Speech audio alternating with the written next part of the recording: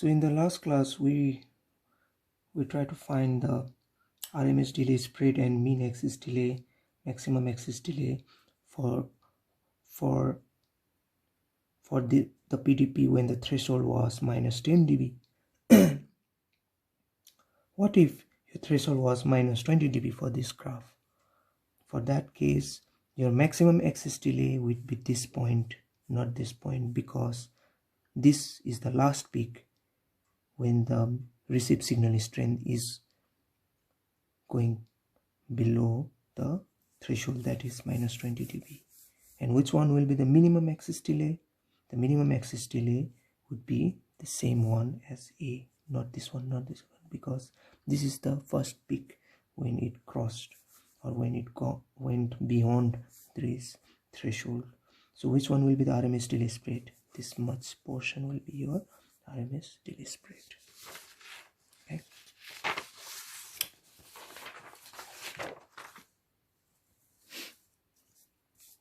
Let's look at a new topic, that is coherence bandwidth.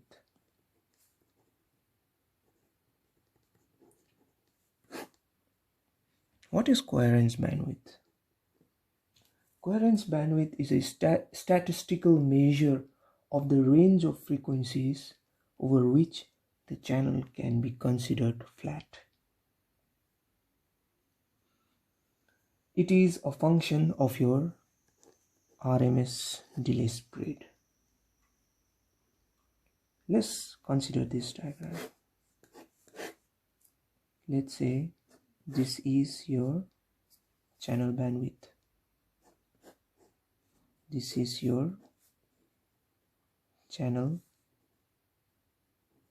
bandwidth. Okay, and this is your signal bandwidth. This is your signal bandwidth. Okay, let's say this is frequency. So in this case, your signal bandwidth is smaller than your channel bandwidth, okay, or coherence bandwidth in this case. I'll come in a short while why we call this channel bandwidth as coherence bandwidth. And in this case, your signal bandwidth is greater than your channel bandwidth. Okay, this condition is called as flat feeding, and this condition is called as frequency selective feeding. Okay, now in flat feeding, as the signal bandwidth, okay, is smaller than your coherence bandwidth or channel bandwidth, the channel will be less variant or invariant in this case. So there is no ISI because the signal is within the static channel. In this case, in frequency selective fading, the signal is going beyond the static channel, that is your channel bandwidth or coherence bandwidth. So the signal will impose ISI. Intersymbol interference will occur. This portion of the signal which is coming out of the channel bandwidth will attenuate. This will attenuate. So it will undergo intersymbol interference, but that is not the case here. Here there will be a different distribution, so the signal will be distributed in what we call this as Rayleigh distribution or Rayleigh distribution. We'll study this in a while. Okay, now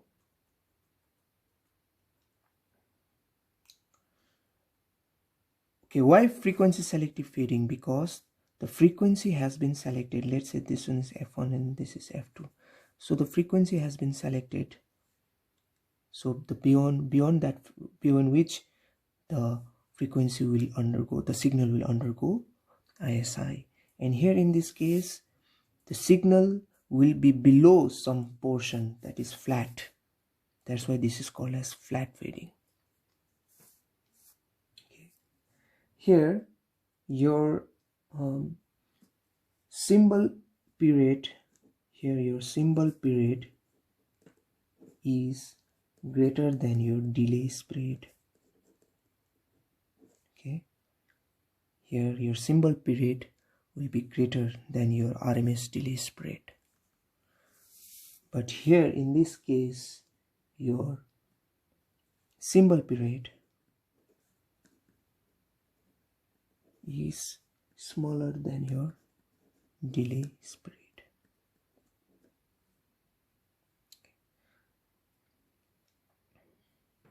That means here the delay spread is dominant than your symbol period.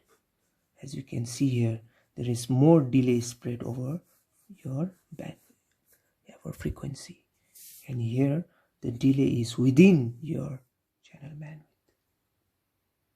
Okay, is it clear?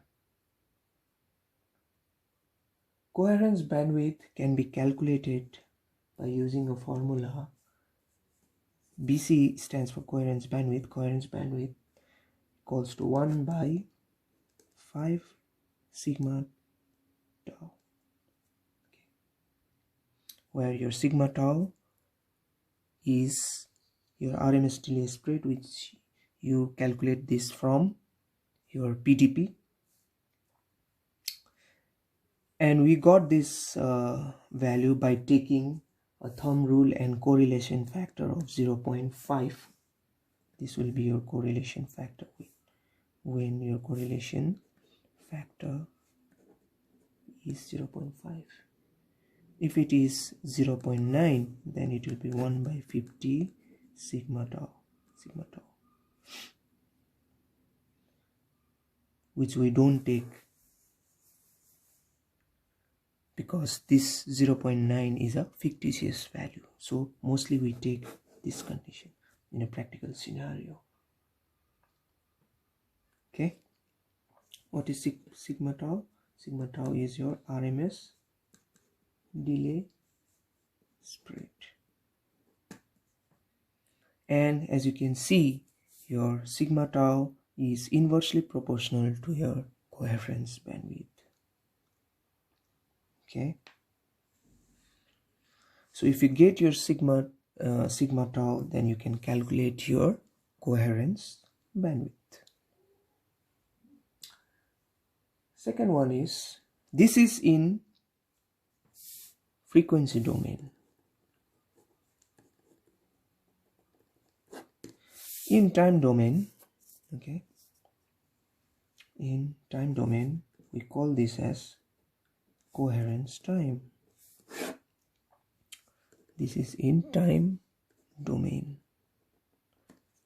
It is a function of your, what is that, Doppler frequency. So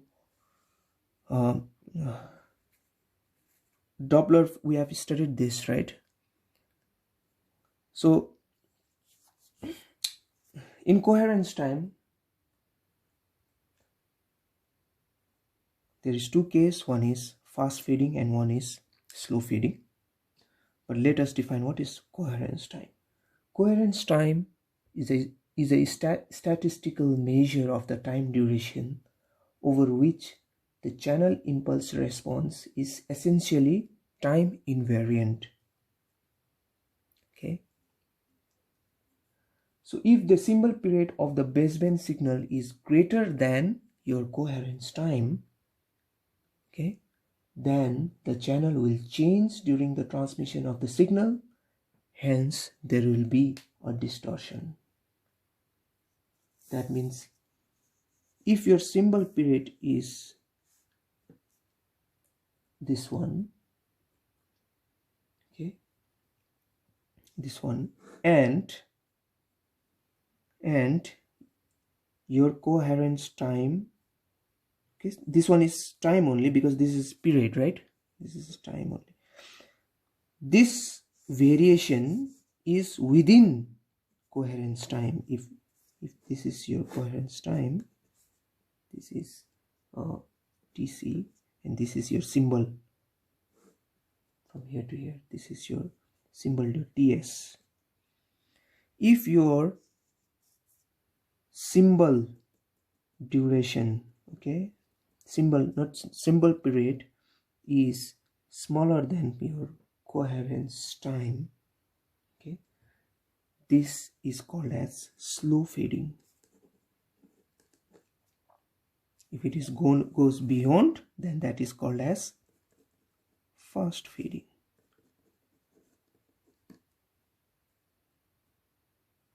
Okay, where in fast fading, I can tell you,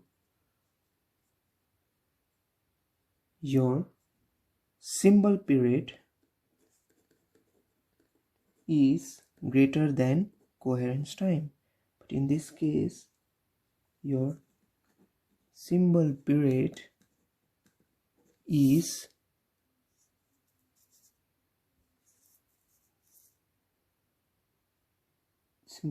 smaller than coherence time.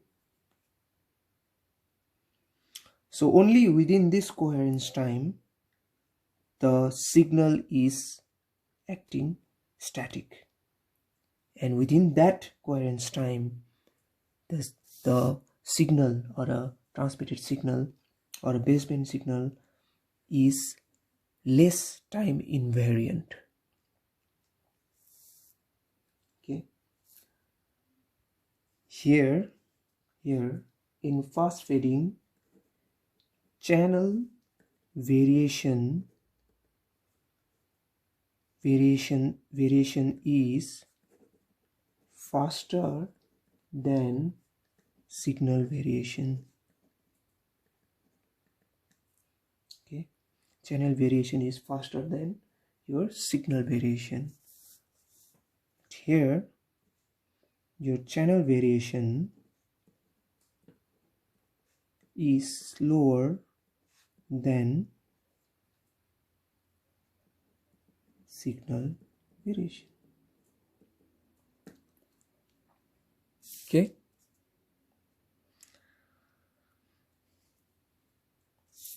so in which case will the ISI occur? When the symbol period is greater than coherence time, right? Because within the coherence time the channel is static. Now here in this case the symbol or signal is going beyond this coherence time, so that portion will be causing ISI. There is no ISI in slow fading. Another case one, in slow fading is also caused by low Doppler spread. Here it is high Doppler spread. This is understood because if the signal has high Doppler spread, that means there is more chances of randomness or fluctuation of the signal, or the signal will become more invariant, time invariant. Okay, so mainly your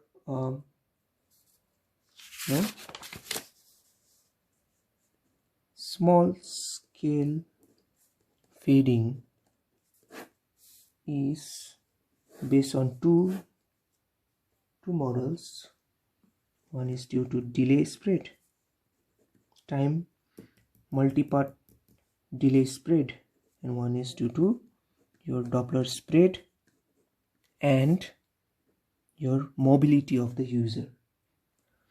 Delay spread, due to delay spread we have two. One is flat fading and one is frequency selective fading. Due to Doppler spread and mobility of the user, I have two. One is fast fading and one is slow fading.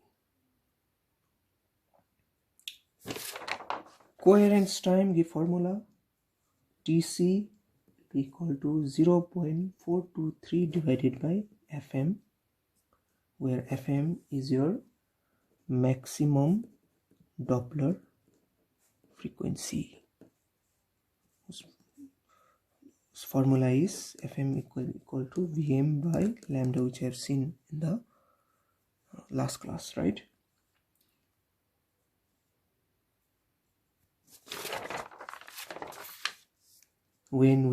This formula is when we take the correlation factor of 0.5. Correlation factor 0.5, and using thumb rule. Okay, so your coherence time is inversely proportional to your Doppler frequency, right? And when there is high Doppler spread, there is ISI, and when low Doppler spread, there is no ISI, and that is called as slow fading. Now, there is one condition. That condition is if your symbol duration or symbol period is equal to or greater than 10 sigma tau, the channel will act as flat fading. If your symbol duration is smaller than equal to 10 sigma tau, this will act frequency selective fading. Okay, so this is one important condition to remember. So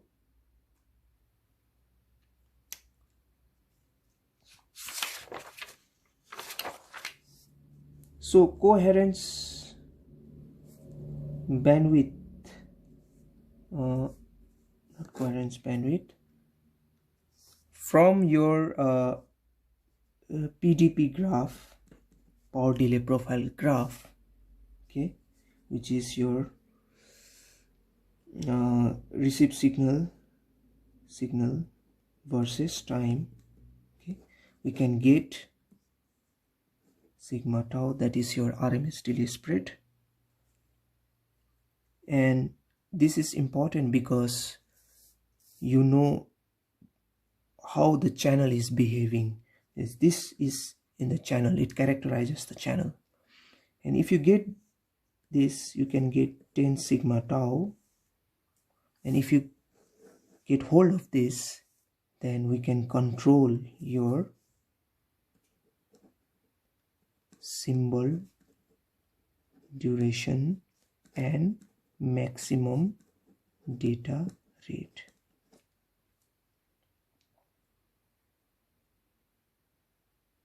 Okay, so if we have a prior knowledge of 10 sigma tau, we can pre-estimate what is the symbol duration and maximum data rate. And these things are in transmitter, and transmitter is with us. So we are not waiting for the loss to occur. We are going to the transmitter. We are telling them that this is the case. This we have characterized the signal channel. Then we want to change in that way. Say we are trying to do that. We are characterizing the channel by doing this. And if we do this, we can change the symbol duration, maximum data rate in the transmitter before the signal is transmitted through the channel, so that the signal will suffer from less distortion or time dispersion.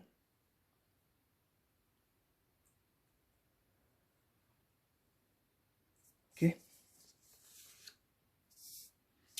There is this two topics, one is Rayleigh distribution and one is Rational distribution.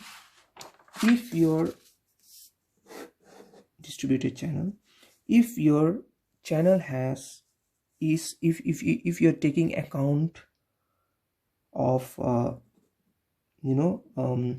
multipath components or non-line of sight components into channel, then your channel will be Rayleigh distributed. But if you have at least one line of sight component then into the channel, then the channel will be Rational distributed. That's why we most oftenly take Rayleigh distributed, because in the practical scenario most of the signal is traveling through non-line of sight. But we can derive, if the signal is traveling through line of sight, then it is Rational. If it's not there, then that channel will act as your Rayleigh distributed. We can actually derive a Rayleigh distribution from Rational distributed. So if I draw a graph between your SNR and your BR versus SNR, this one will be your Rayleigh, this one will be your Rational, and this one will be your log normal shadowing. It is more steeper, more closer to your origin, because in log normal shadowing we are not considering your RMS delay spread, we are not considering coherence bandwidth, which is not the case in the practical scenario. So that's why we take Rayleigh distribution, which is much more further than your, okay, there is more signal to noise ratio in this case and more BER, okay, than compared to Rational. But Rational only LOS. At least if there is one LOS component, then we need to take Rational. Otherwise most of the time it will be non-line of sight components. Okay, when a channel is specified as fast or slow fading, it does not specify whether channel is flat or frequency selective in nature. Please try to understand this. Depending on how rapidly the transmitted baseband signal changes as compared to the rate of change of the channel, it might be either classified as flat fading or slow fading channel. Okay, flat fading, frequency selective fading, this is due to your delay spread, but your fast fading, slow fading is due to your Doppler spread and your mobility of the user.